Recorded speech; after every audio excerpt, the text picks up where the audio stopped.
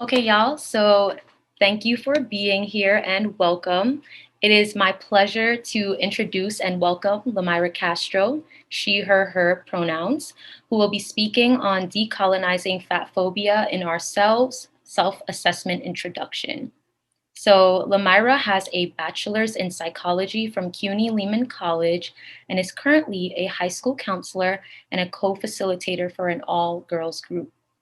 She was born in the Bronx, New York City, to Black immigrant parents from the Dominican Republic.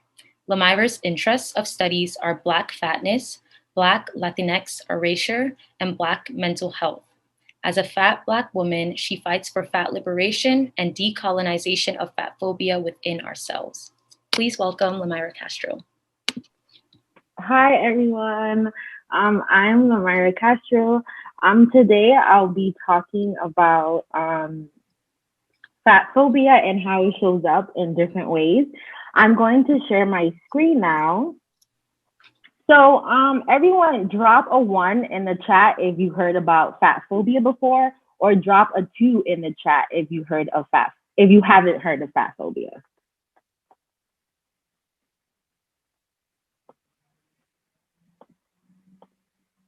Okay, I'm seeing some ones. Okay, so for the most part, most folks have heard about fat phobia. So I'm just going to go quickly through the agenda. So today we're going to talk about what fat phobia is. We're going to then see a short documentary called Speaking Frankly, Fat Shaming. Then we're going to go into the true or false self-assessment, which I'll speak more about once we get there. And then we'll debrief and have an open discussion. Okay, so what is fat phobia? If you Google what fat phobia is, they'll give you like different definition, because there isn't like one clear-cut definition of what fat phobia is. So what is fat phobia?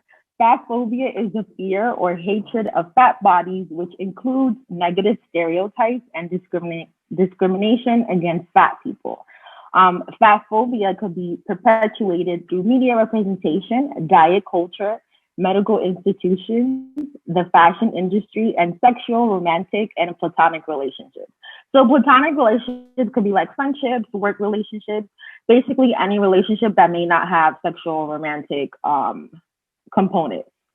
And fat phobia is predominantly associating fatness with laziness, ill health, and ugliness, while fitness is taken as proof of discipline, health, and beauty. So we're going to go into watching the documentary now. I do want to give some content warning and trigger warnings, because the documentary does say some fat phobic things, and it does also mention race as well. So I just want to put that out there before we start the documentary. So I recommend everyone get a pen or writing utensils if you want to write down any thoughts that come in your mind as you're watching the video. You will also need it when you take the assessments, but you can also utilize the chat section. I'm just not really going to be paying attention to the chat, because when I click it, it blocks me. That's what happened just now when my computer was acting a little crazy just now. So you can utilize the chat sections if you want to start like comments or mention anything like that. So I'm going to start the documentary now. Nowadays, it's like Salem witch trials. You say the wrong thing and you're fat phobic, but obesity kills you. A huge part of my acceptance is using the word fat, taking a weapon that has been used against me and like putting it on the mantle behind me. There's been an increasing movement to really celebrate individuals regardless of body size. Each person's body is their own choice. There will always be fat people on this earth. You want to have fit abs? Great for you. We also need to accept the fact that a person can be fat and healthy. The nature of the body positive movement, these are positive things, but they can be pushed to an extreme that I think can be negative for people's health and for their overall well-being.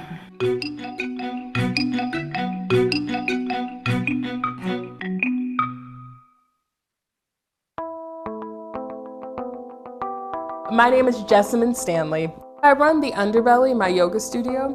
The Underbelly is a digital space for everyone who has felt like yoga is not for them, which is a lot of people. The yoga world definitely tends to cater to slender-bodied, ableist theology, and The Underbelly is for everybody who wants to see themselves represented in this world. Hey, how's it going? How's your day today? Up or down? It's all meant to be there. I'm glad that you took time out of your day to come onto your mat. I started practicing yoga when I was in my early 20s. It was a very alienating experience. Like, I was almost always the only fat person, frequently the only Black person. All of the postures felt completely impossible to me. But I didn't realize it.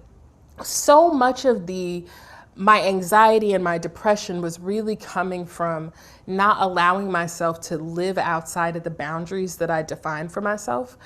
I started posting on Instagram because I wanted to feel like I was a part of a bigger community. The yoga people who were on there were like very serious practitioners and teachers, and they were just like trying to, like me, just trying to find community. So I started posting my photos. And immediately the reaction that I got, it wasn't other practitioners being like, hey, North Carolina, so glad to see you. Or like, I practice triangle pose too. Like, this is what I do differently than you. It was mostly people being like, I didn't know fat people could do yoga. I have quite a lot of experience with the trolls. They're coming for me for every reason. They feel like I'm promoting obesity. Now that I talk about more things than just the traditional idea of yoga. And it is especially hard whenever it is literally like my body, it is my physical being that is being criticized, that is being judged. When people say things that they mean to be hurtful and it comes across as very hurtful.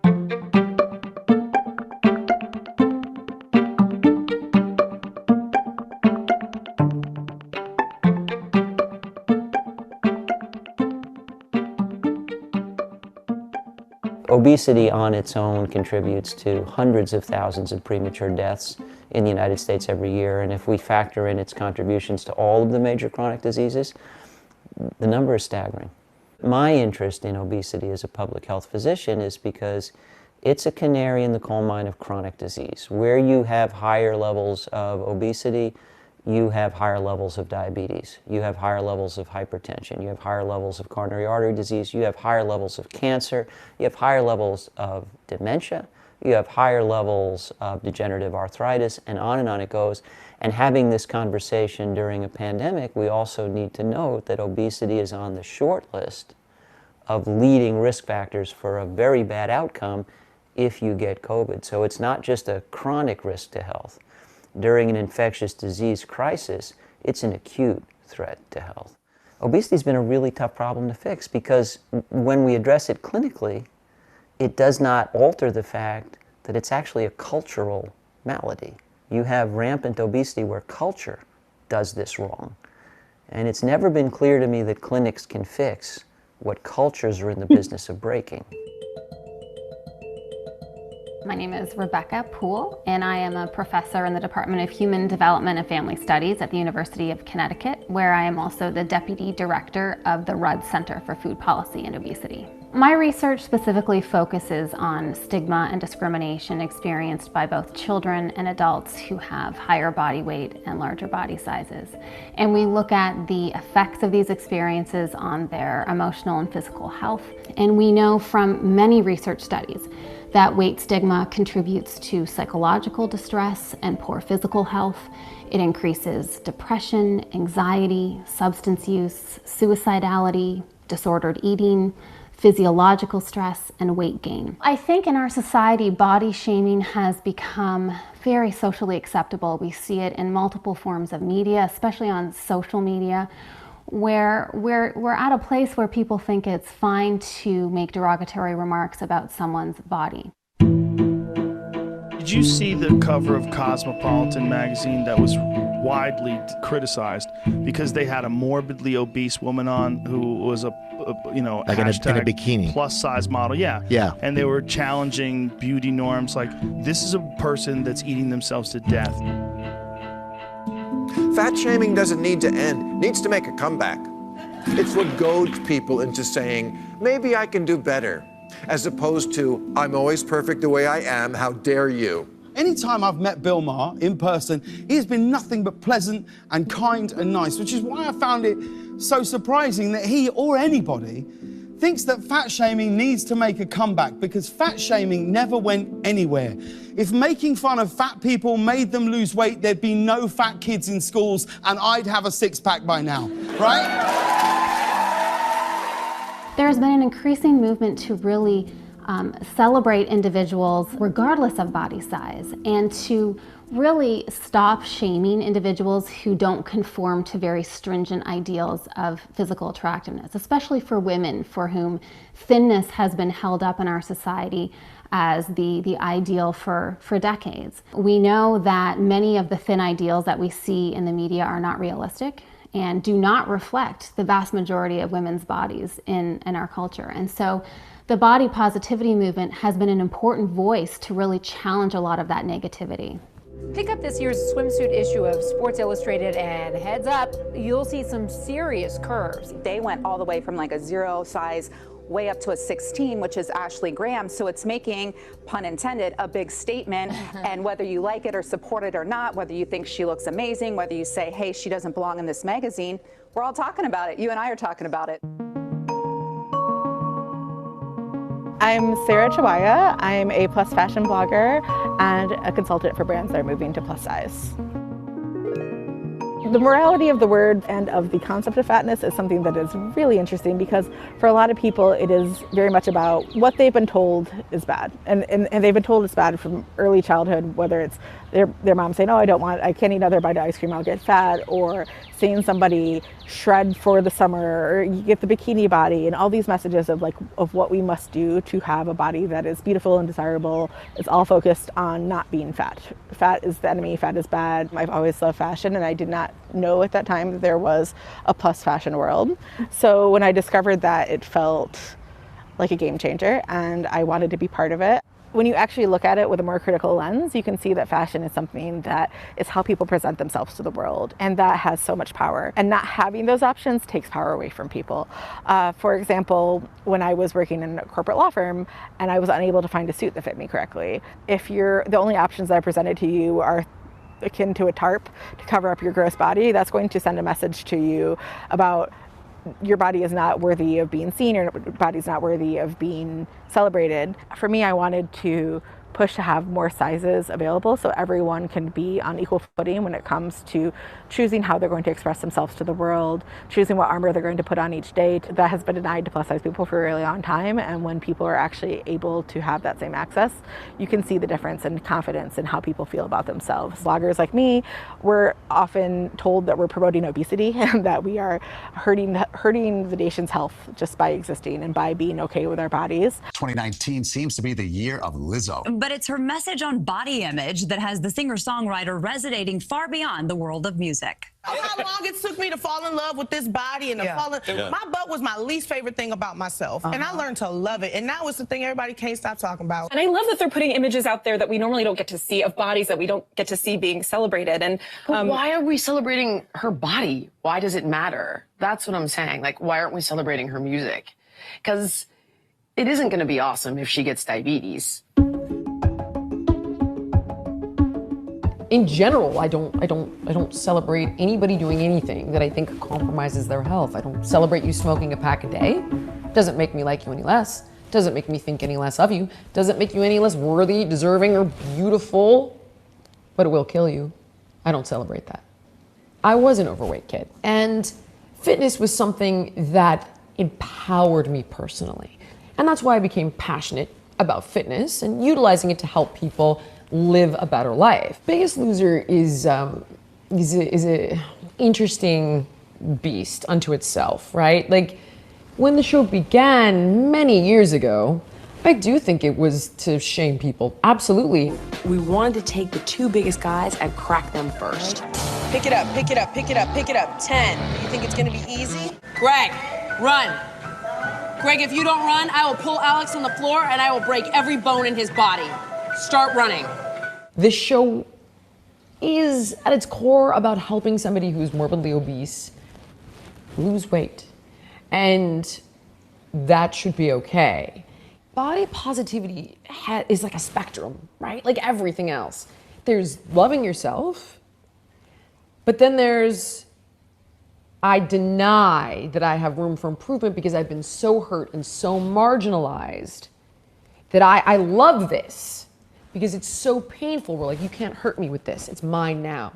I own this thing, this word, this thing that's hurt me or whatever it might be. I own it. I love it. I accept it. You can't hurt me with it. I love this. I love being 300 pounds, 400 pounds. I think political correctness is not just putting people's physical health in danger. I think it's putting our entire society in danger. We're no longer allowed to have conversations with each other. You say the wrong thing and you're fat phobic, which, by the way, I didn't say the wrong thing. So don't think I'm apologizing because I am not. But you say something someone doesn't like and you're fat phobic and you're a fat shamer. It seems like nowadays, and this actually kind of goes back to the point that I originally made about Lizzo, that it shouldn't matter if somebody's thin or obese. You should celebrate the person. Because, by the way, that's the problem. Is that when you're making it about their physicality, that's when people get defensive and they're like, I love this. You don't make fun of me. I love this, or whatever it might be. And it's like, you lost weight. Shame on you. You were beautiful before.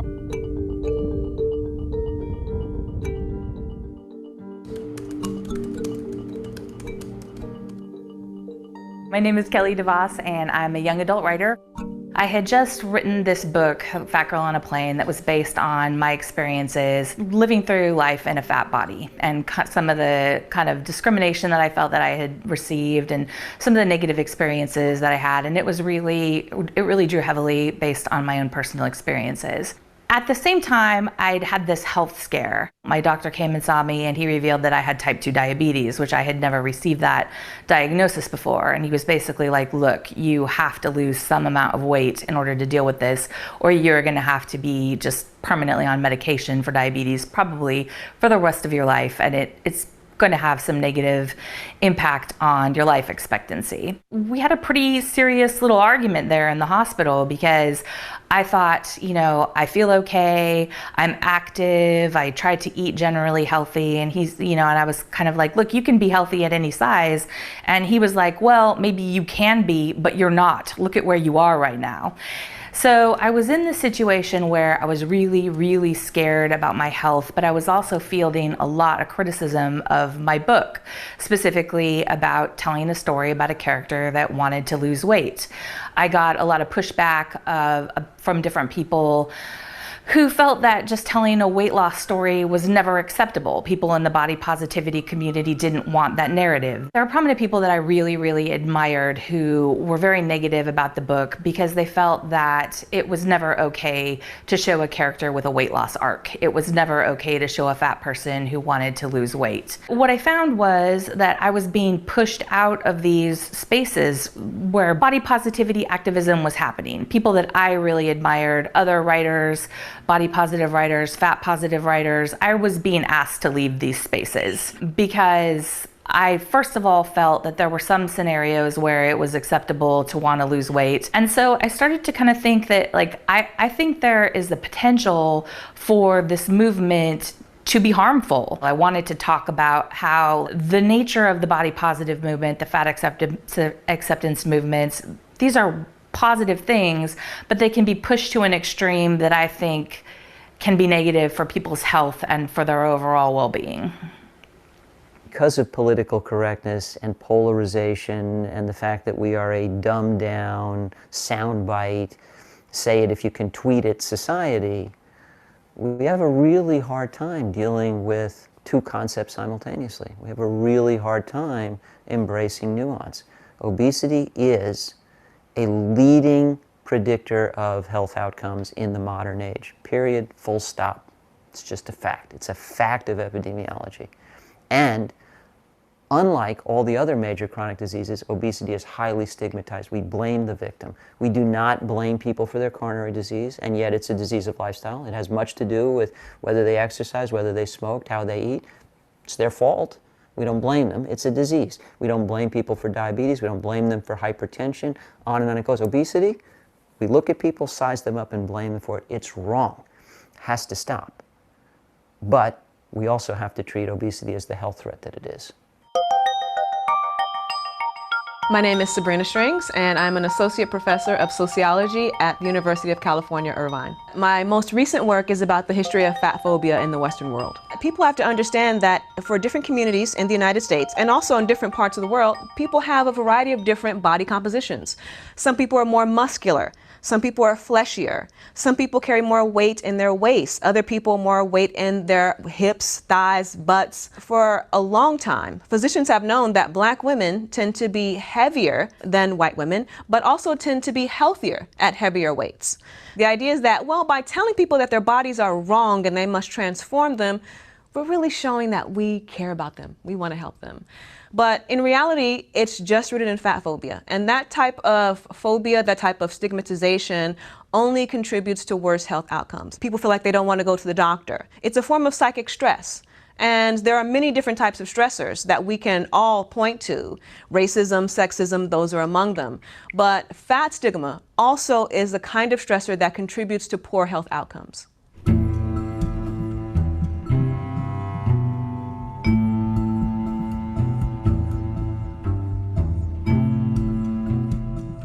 We find that women of color often have worse health outcomes. There's a variety of reasons for this. Often it has to do with poverty. So we know that women of color tend to be the poorest in our communities, and this means they may not have the same access to health care, or it may mean that they have access to substandard health care. It also frequently means that they're food insecure, and there are plenty of studies showing that people who are food insecure tend to have higher BMIs. So we can already see how this becomes a very complex, multifaceted problem, because we have people who don't actually have frequent, ready access to healthy and nutritious foods, who tend to weigh more, have less access to health care, and then the health care that they are getting, they're typically being told simply to lose weight. All of this is deeply problematic, and it moves us further and further away from diminishing the health disparities that many people in the field of medicine really care about.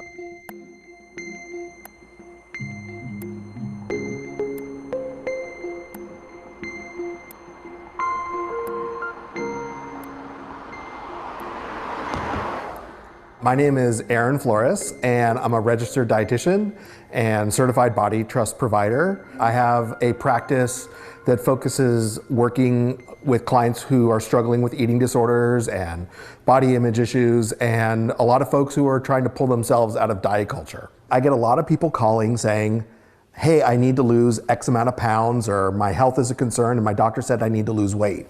So what I tell folks is I work from a different perspective. I work from a non-diet approach. We're going to look at your relationship with food and your relationship with your body, rather than focus on just tell me what to eat. Our metabolism is really damaged through restrictive eating habits and dieting. And it takes years for it to rebound and to recover, if it ever does. There was this really important research study that looked at contestants from this game show, The Biggest Loser. And they studied these folks for 6 years after the show. And they saw that for the same person, same age and same height and same weight, the people on the show had to eat significantly lower calories to maintain the same weight than the other person who had never been on the show. And there is research that shows that different size bodies can be in good health, and that you can achieve good health through developing good, sustainable, healthy behaviors that don't involve changing the number on the scale. There will always be fat people on this earth. We can't expect everyone to fit within a very narrow parameter of what is a quote-unquote normal size body.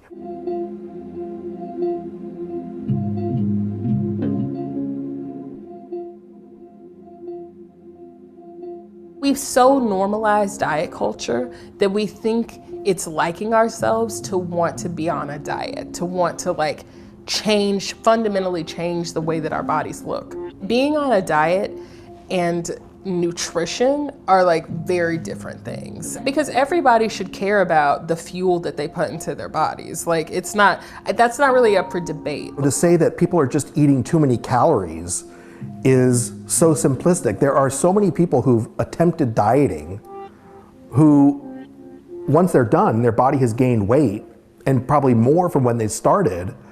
And that's a factor in where their adult weight wants to be.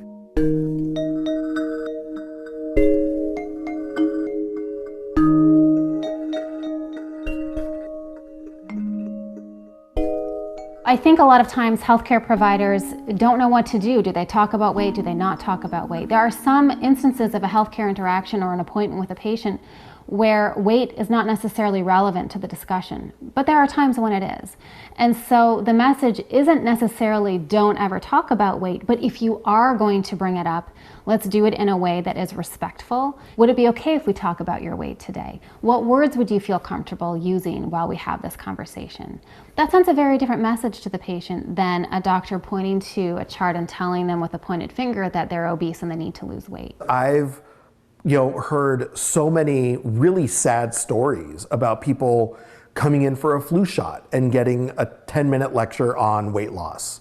I've heard of clients who have been denied fertility treatment because their body is too big, they say. Just because you're in a larger body doesn't mean you're non-compliant or that you don't want to listen or that you don't want to have a conversation. You just want to have a conversation that doesn't include weight loss every time. Should you love the skin you're in? Hell yeah. Will your weight potentially still affect your health? Hell yeah. We've got to be able to process both of those truths at the same time. I don't think you can say that weight loss is inherently negative, but I think it's always, anytime you are doing something to more closely conform to society's beauty standards, I think it's worth an examination. I think it's worth thinking, why do you want to lose weight? Why do you think that's prettier? Is it because that's what you've been told is pretty your entire life? Is that what you've been told is beautiful? It's just an unfortunate reality that as human beings, and maybe even especially as Americans, we live in a hierarchical society. If you're working out and you want to have fit abs, great for you, but it doesn't make you a better human being than someone else. You can be slender and unhealthy, and we also need to accept the fact that a person can be fat and healthy. I lost about 50 or 60 pounds. I was able to go off my diabetes medication. I mean, as you can see, I'm still a larger person, but I feel like my size is now not impacting the quality of my life. The only way to evolve and to learn is to be able to speak and engage in conversation. Not just the conversation that's been anointed by the woke. Here's my question. You're so woke. Why are you so intolerant of an opinion that's different than your own? I don't think it's a question of political correctness. I think it's a question of kindness. I think often political correctness is a term used in place of I don't want to consider other people's feelings. A huge part of my acceptance is using the word fat and really owning it. And it feels in a lot of ways like I am taking a weapon that has been used against me and like putting it on the mantle behind me, because it's something that I can own. I think that I've definitely felt like I'm not allowed to be fat, and I'm getting to a place where I'm like, I am allowed to be fat.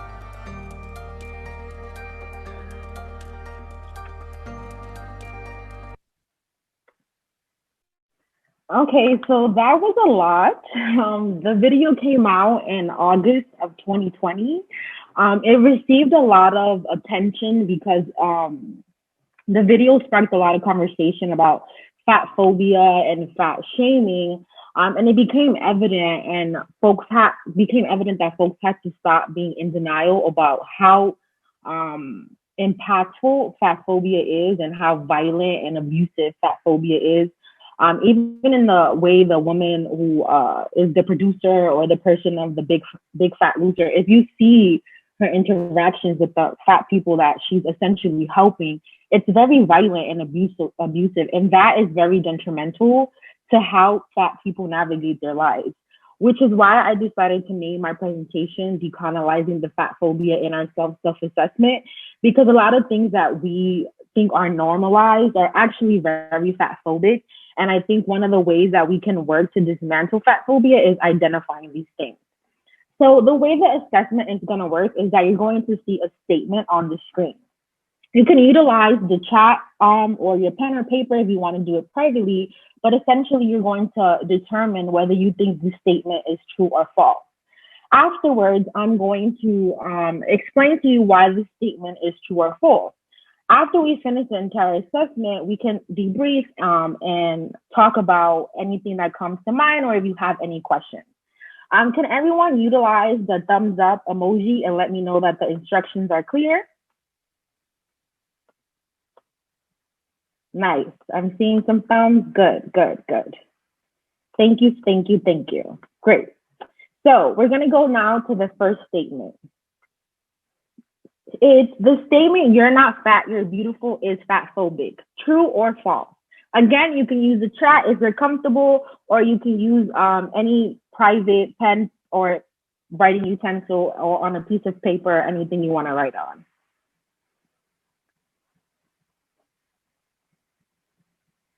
Okay, I'm going to go to the answer now. This statement is fatphobic because by saying that the person isn't fat and including that they're beautiful instead, is implying that both those things essentially cannot exist at the same time. It's saying that fatness is not beautiful and thinness is. Additionally, if you're talking to a fat person that identifies as fat, and you're essentially erasing a part of their identity, and you don't get to take that away from fat people. You don't get to take a word that has been used to weaponize against them, and they have done the work to erase that stigma and now take it away from them, all the work they have done. You don't get to do that. So if people are identifying as fat, you don't get to come and say, no, you're not fat. You're beautiful. So this statement is definitely fatphobic. We really should be shying away from physical compliments anyway, especially because that doesn't matter in terms of how we should be treating people. I also want to mention that throughout my presentation, I will not be using the word obese. I will be saying people living in larger bodies or fat people. That word is inherently fatphobic, and the BIM is not a credible source. It was not used, and when it was created, it did not study or use fat people. So we're not going to be doing that. On to the next statement. Diet culture is inherently fatphobic and anti-poor. True or false?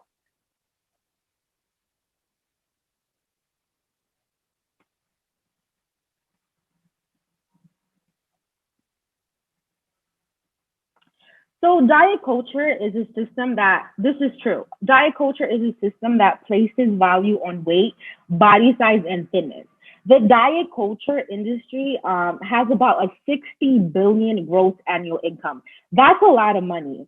And diet culture tells us that healthy has this one specific look, and the further you are from that specific look, the less valuable you are. Diet culture also is why health professionals often misdiagnose fat people and tell them that the cure is to lose weight. But a thin person with the same health issues will receive essentially adequate healthcare help. Also, to lose weight is extremely expensive. Personal trainers can charge up to $1,000 a training session. Weight loss pills, weight loss teas, and all of these supplements can range from $60 to $80. I know for some people that may sound like that's not a lot, but if you don't got $60 and $80, that's a lot of money, especially for the upkeep. Imagine you have to keep to buying that monthly or every 3 months, depending how it is. It can become really expensive. This is why diet culture is fatphobic and anti-poor, because it's not really concerned about the health of people. It's capitalizing off of people's insecurity. Because if it truly was about the health, it should be free. But capitalism does not work that way. The next statement is, fat people cannot be fatphobic.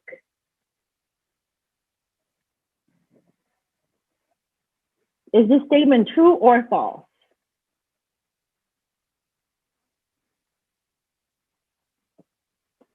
This statement is false. This statement is false because fat people can be fatphobic. For example, I am what most people will call a smaller fat.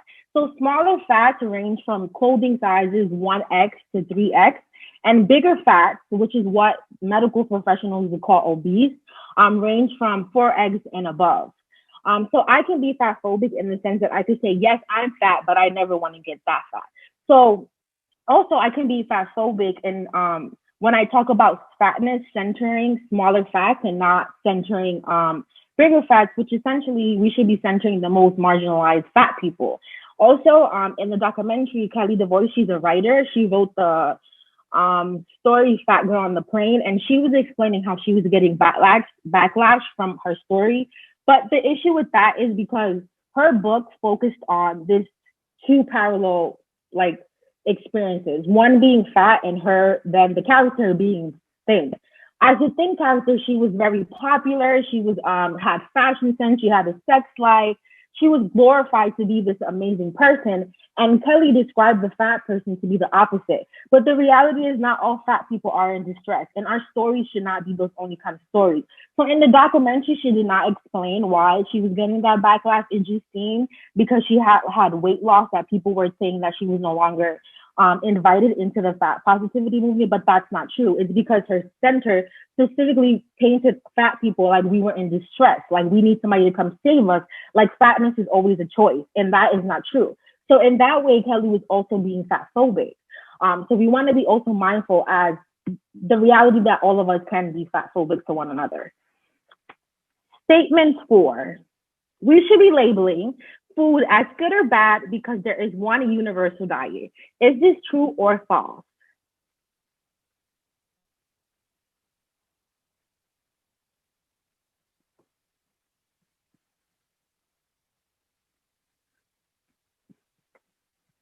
This is false. So we shouldn't be labeling food as good or bad. This has been taught to us by diet culture and white supremacy, with the idea that one, we need to be food police, and two, that food has a moral component. And therefore, if you are good or bad, depending on what you eat. This is especially fat phobic and anti-Black because the foods generally associated with goodness are the ones consumed by white thin bodies, and the foods associated with badness are those that are cultural and ethnic. Also, what may be bad to you may not be bad to somebody else. So if you're generalizing saying that food is bad, this can really harm somebody, and they can grow up thinking like, oh my God, the food that I'm eating is bad. So what we can do is when we speak about our personal diets, we can individualize it. For example, drop a 1 in the chat if you think bananas are generally healthy.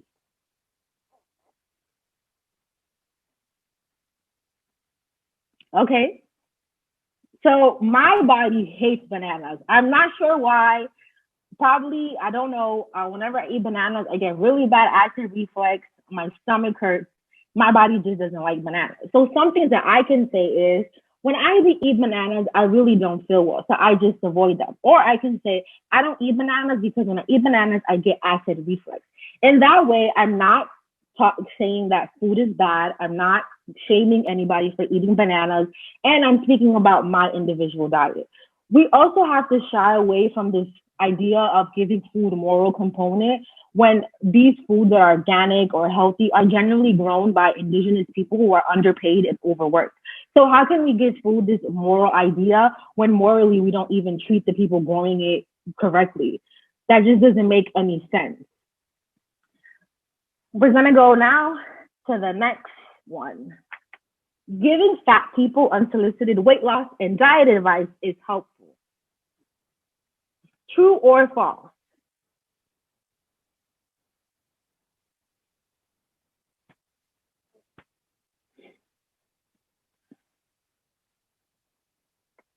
This is false.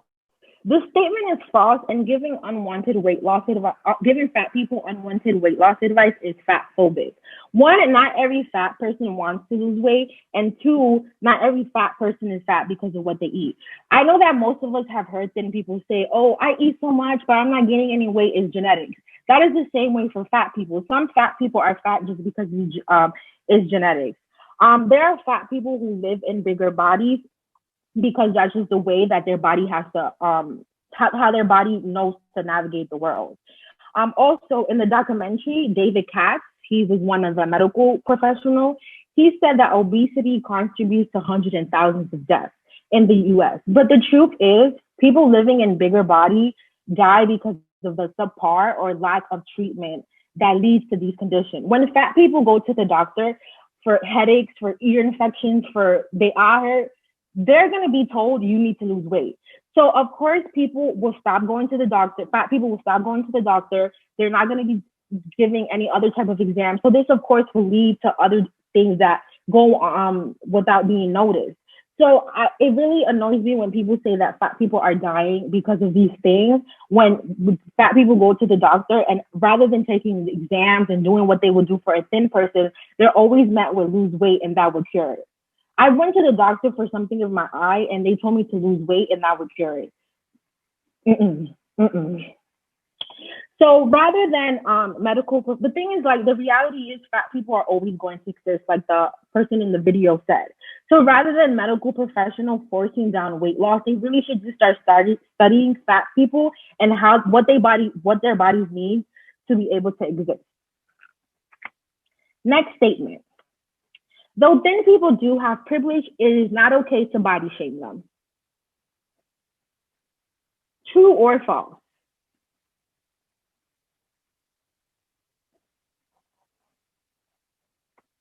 This is true. Body shaming of any kind is not okay. There shouldn't be like one ideal body or what we should need to be looking like, especially because body shaming really focuses on the emphasis of how someone looks. And body shaming can lead to depression, eating disorders, a lot of different things that can contribute to someone's well-being. I do, however, want to highlight that it's important we don't minimize fat phobia into simply just body shaming. Study shows that when you're fat, it's harder for you to get employment. When you do have employment, it's harder to get promotion and raises because people associate fatness with laziness, with aggressiveness, with all these other things. Fat people also receive longer prison sentences because of the physical attractiveness biases that are in the legal system. And fat people, as we mentioned before, experience a lot of discrimination in the medical institutions. So we don't just want to say that fat phobia is okay, we need to accept that fat people could be beautiful, because that's just not true. Fat people experience violence and abuse from different institutions on a daily basis. And we want to make sure that when we're talking about fat phobia, we're using that language. We're using violence, we're using abuse, because that's literally what it is existing in a body that is constant exposure to violence and abuse. So it's great if you find fat people beautiful, but that's really the smallest part of the work. Fat phobia is a response to white supremacy, white beauty standards, and anti-Blackness. True or false?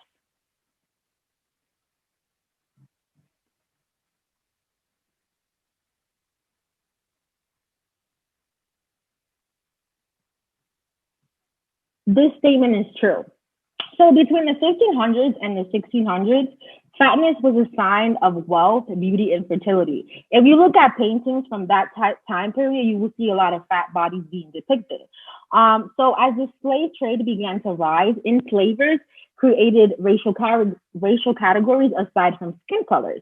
So fatness became a characteristic. And enslavers believed that enslaved Africans were inherently bigger and therefore lacked self-control. As a result of this, fatness was no longer associated with goodness. And that is a very much white pathology ideology, which is that Black people are animalistic and lack control as in savages. This is why, going back to the point of, we shouldn't be labeling things as good or bad when it comes to food or bodies or anything like that, because ultimately white people have decided what is good and what is bad. And this is why to be fat phobic is to be anti-Black and to be upholding white supremacy. And historically, it's been proven that white people determine what are the beauty standards. This is my last statement. It is only the job of fat people to dismantle and speak up against fat phobia. True or false?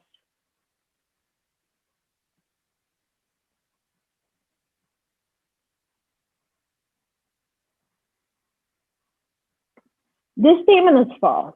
The labor of teaching thin people essentially to stop harming me it shouldn't just be on fat people. This is why if you're privileged or a non-fat person, you should be advocating for the lives of fat people, because, if you don't take anything else from this presentation, I do want you to take that fat phobia kills people.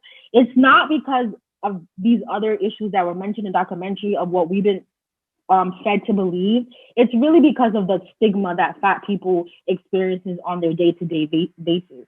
I always tell my friends and family, like, I don't remember I'm fat until people remind me. Like, I could be wearing a belly shirt, getting dressed. I'm literally getting dressed and existing in my body. And here comes somebody either telling me, oh my God, you're so brave, or telling me, why are you wearing that?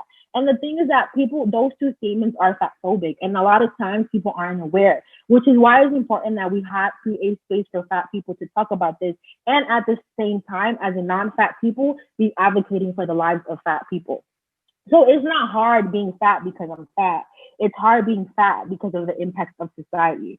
I want to end my presentation with a quote that I wrote that I know throughout the presentation we talked about fat people being healthy, but there are fat people that are not healthy. There are thin people that are not healthy. And the thing is that no one owes you health. No one owes you self-love. No one owes you beauty. No one owes you anything for you to treat them as a human being. And this is always true. And we should always remind ourselves this, because there are going to be unhealthy people. There are going to be people that do not fit the desirability politics.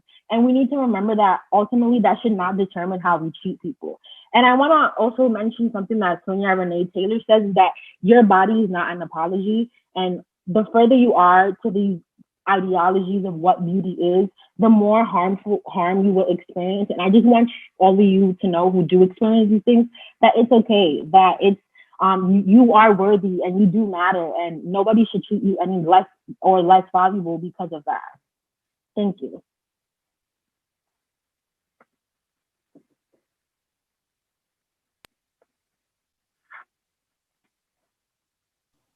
Thank you so much, Limayra.